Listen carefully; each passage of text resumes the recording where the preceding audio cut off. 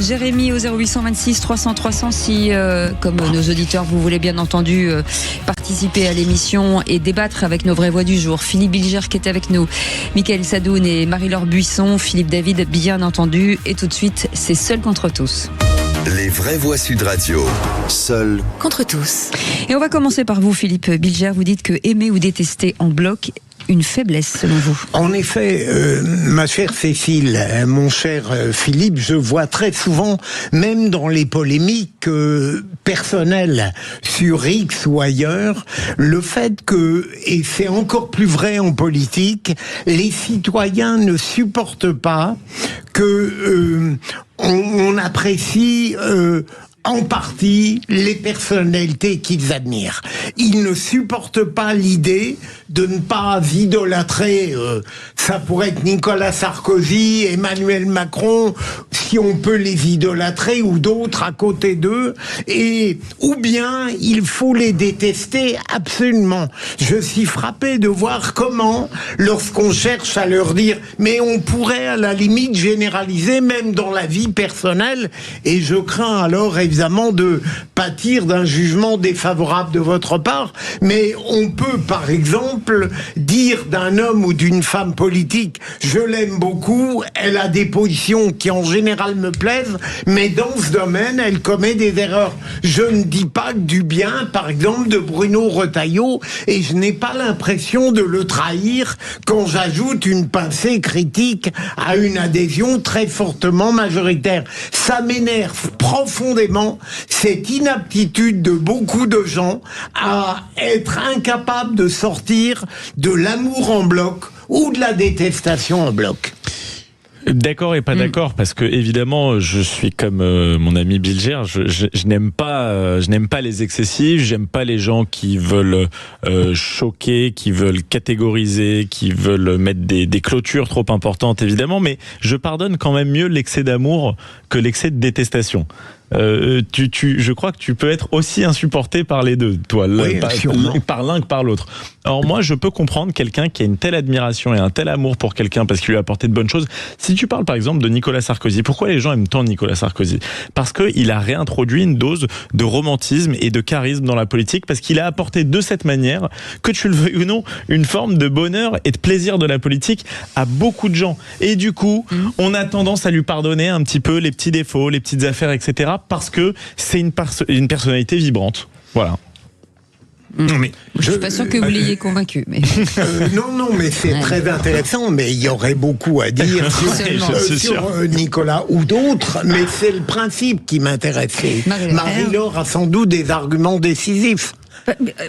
Puisqu'il faut vous porter la contradiction, cher Philippe, puisque c'est le jeu, je crois qu'en fait, on est dans une période de l'instantanéité, des choses brèves, du tweet, de la réaction instantanée. Voilà, vous voyez, tout va très vite, tout est exacerbé. Bon. Donc, exacerbé.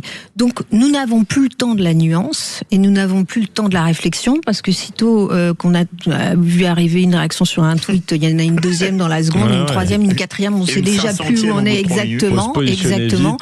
Donc en réalité, c'est normal que les gens finissent. C'est pour ça que je suis pas tout à fait d'accord avec vous, parce que mon rôle consiste à ne pas être d'accord avec vous. C'est que les gens ne peuvent se positionner que d'une manière ultra, voyez. Et d'ailleurs, ça se traduit en politique, puisque les partis qui marchent bien et qui trouvent un bon écho dans la population française sont ceux qui sont soit totalement à gauche, soit totalement à droite, soit, vous voyez, vous comprenez ce que je veux dire? Dès que vous arrivez en disant... Macron s'est fait élire en 2017 et en 2022, précisément sur... mais il était très radical. J'incarne la nuance, je fais des discours fleuves dans lesquels je cite Alain pendant des lignes.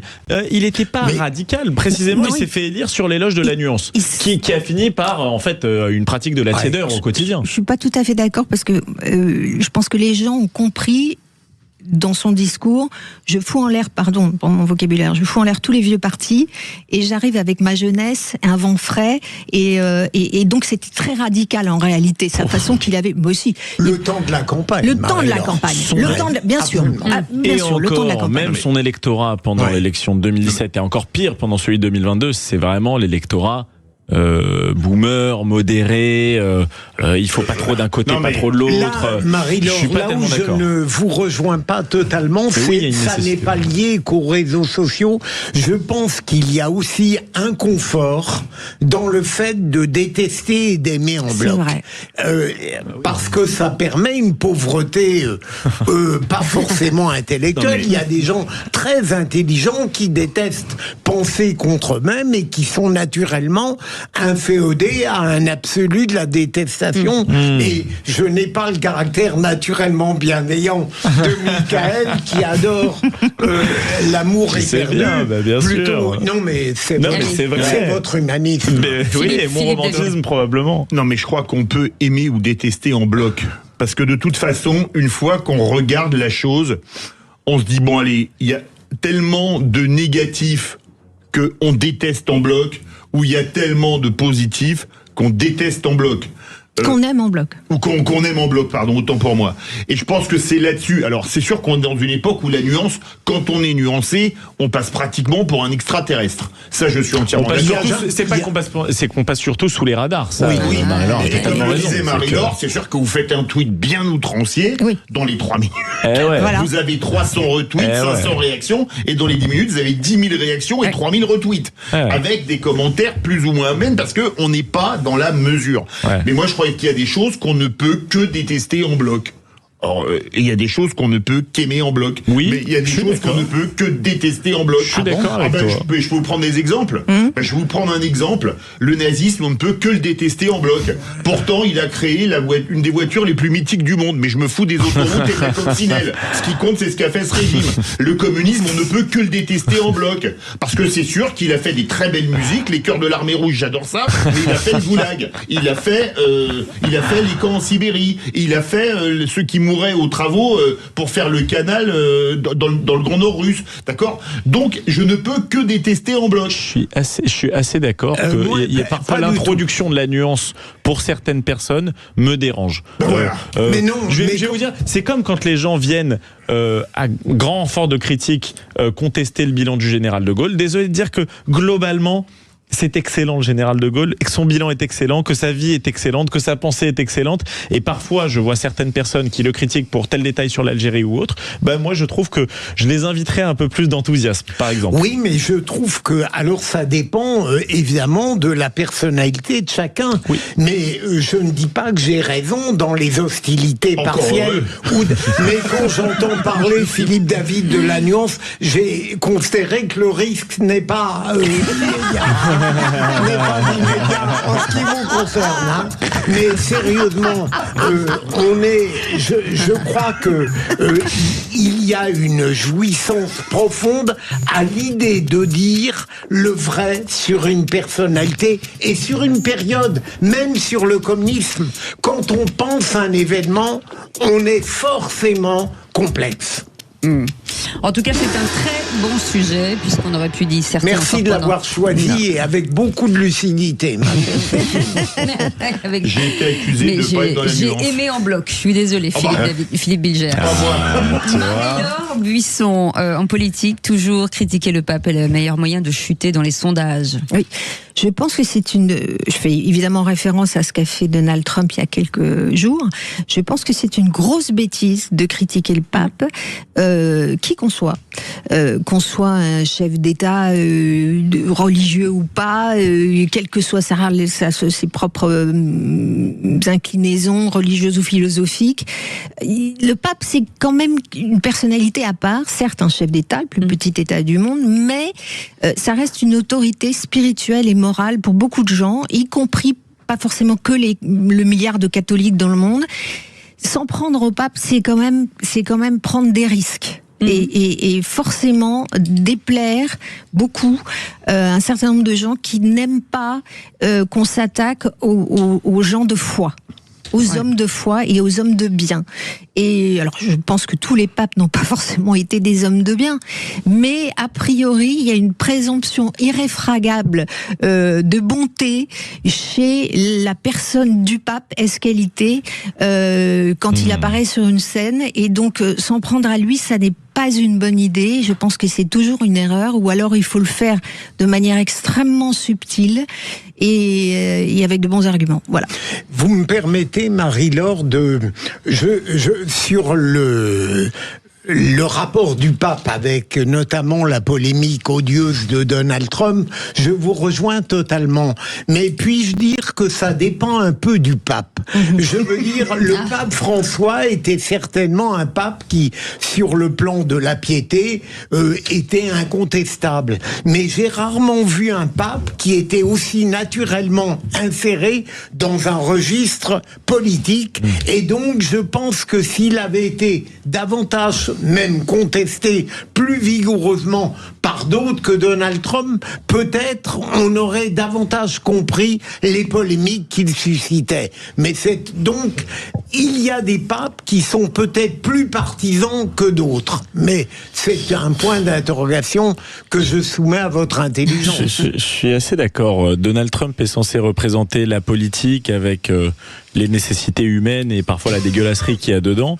Et le pape est censé incarner la morale. Après, il y a toujours de la politique dans la morale, vu que le pape fait de la politique, et il y a toujours une morale qui sous-tend la politique, puisqu'un président de la République peut pas être non plus une déchetterie morale. Donc c'est très compliqué pour un homme politique, je pense, en effet, de critiquer le pape. Il peut lui expliquer qu'il y a des nécessités qui s'imposent à lui et qui lui demandent de faire par-delà la morale chrétienne ou juive ou que sais-je, mais c'est très compliqué pour lui d'attaquer le fondement même de ce qui doit être son action, c'est-à-dire une certaine forme de spiritualité, de communion avec les hommes. Je suis assez d'accord. Alors, et surtout l'universel. Voilà. Plus que l'universalité du message. Ouais. Pardon, l'homme de la nuance, je suis désolé. Moi, je suis très nuancé. Alors, les affaires reprennent. Déjà, très franchement, Donald Trump, que ce soit avec le pape ou avec n'importe qui, il peut quand même dire tout et n'importe quoi. Oui. Je pense qu'on est d'accord là-dessus quand on voit ce qu'il a dit de Mohammed Ben Salman, qui l'appelait. Alors, ensuite, sur les papes, moi je crois... Vous allez voir que je suis totalement dans la mesure, parce que pour moi, le pape, je ne crois pas à l'infaillibilité papale, parce que le pape est un homme, et donc, de facto, il peut se tromper. Ah bah Okay. oui. Alors là, en disant ça, je suis dans le blasphème. Preuve en est qu'ils se contredisent entre eux. Il y a quelques siècles, j'aurais été envoyé au bûcher. Ça va, aujourd'hui, on risque plus rien dans ça n'aurait pas déplu à Philippe Bilger. Hein. Il y a des buffets intellectuels, il n'y a pas de problème. J'ai dit bûcher, pas buffet. Hein. Là, c'est moi qui y vais.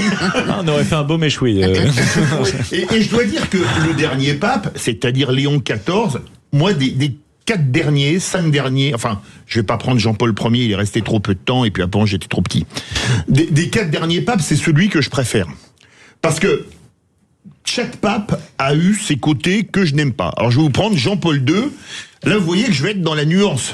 Bravo. C'est quelqu'un que j'aime beaucoup pour ce qu'il a fait pour la chute du rideau de fer, du communisme, mais c'est quelqu'un que je déteste, je le dis, pour les affaires de pédophilie qu'il a étouffées dans l'Église et qui ont été très, très, très nombreuses. Et ça, pour moi, toucher à des gosses, c'est radicalement insupportable. Bien sûr. Benoît XVI, alors là, vous allez voir que vous allez vérifier que votre siège soit bien fixé, il est un peu trop réac pour moi. Vous voyez ce que je veux dire? Je le trouvais quand même un peu trop réac sur les bords.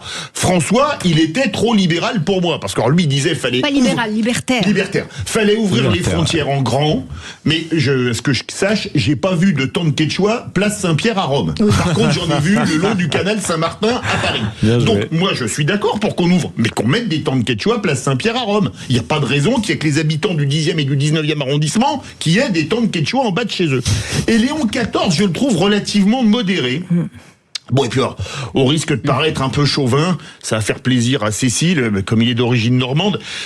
Et je crois qu'il est d'origine normande, parce qu'il est d'origine française, et donc, ça, quand j'ai entendu le pape s'appelle Prévost, ça m'a fait plaisir. Donc, parce que bon, il est quand même très c'est un vrai Américain, qu'on le veuille ou non, mais il a quand même un petit côté français au fond de lui. Mais des 4 derniers papes, c'est mon préféré. Vous voyez que je suis dans la nuance sur tous les papes, cher ami. Mais reste que critiquer le pape en règle générale. Parce qu'on a un peu digressé là. Ouais. On retourne J'ai critiqué ça. Alors c'était intéressant, mais c'est vrai que là on est allé dans l'histoire des papes depuis la création. Ça s'appelle se faire rouler dans la farine. Ah ouais, non mais c'est sympa. Alors, je pense qu'aux États-Unis, ça peut vous coûter cher uniquement dans un électorat. Ouais. L'électorat catholique, c'est-à-dire aujourd'hui qui est plus majoritairement d'origine irlandaise ou italienne, mais latino-américain. Mais le protestant américain se fiche complètement de ce que dit le président des États-Unis sur le pape. Les Huguenots ont toujours des... Mais justement, je suis pas tout à fait d'accord.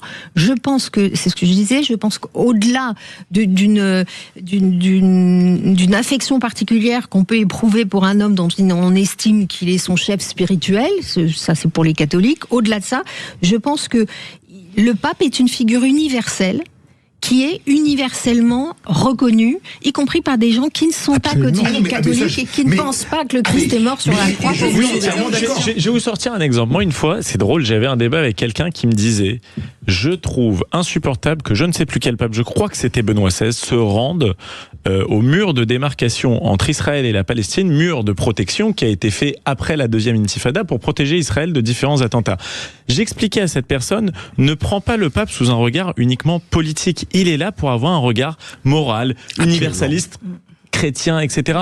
Tu peux pas détester cette personne pour incarner ce qu'il doit incarner. Oui. Donc, moi, je crois que vous avez remarqué que je ne suis pas chrétien.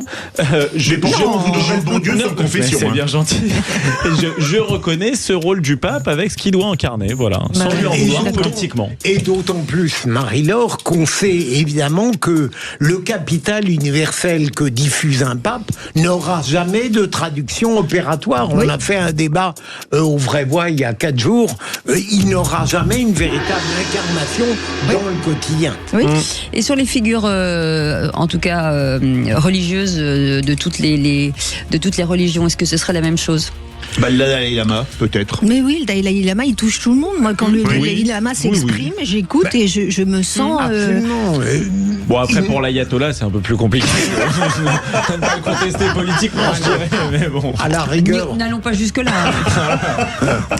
Allez, et puis après, beaucoup. Dans le judaïsme, il n'y a pas vraiment structuration. Voilà, c'est ça. Donc le grand rabbin de Jérusalem, peut-être, mais... Oui, je sais pas. Bon, écoutez, voilà, c'est comme ça, c'est fait. Comme ça, on a fait plaisir à tout le monde. Exactement. Allez, à réécouter, bien sûr, en podcast. Dans un instant, la fois en plus, vous l'avez peut-être entendu, Elon Musk était convoqué ce lundi à Paris pour une audition libre dans le cadre d'une enquête ouverte début 2025 sur X, visant X exactement. Allez, on fait un petit point, on revient dans un instant.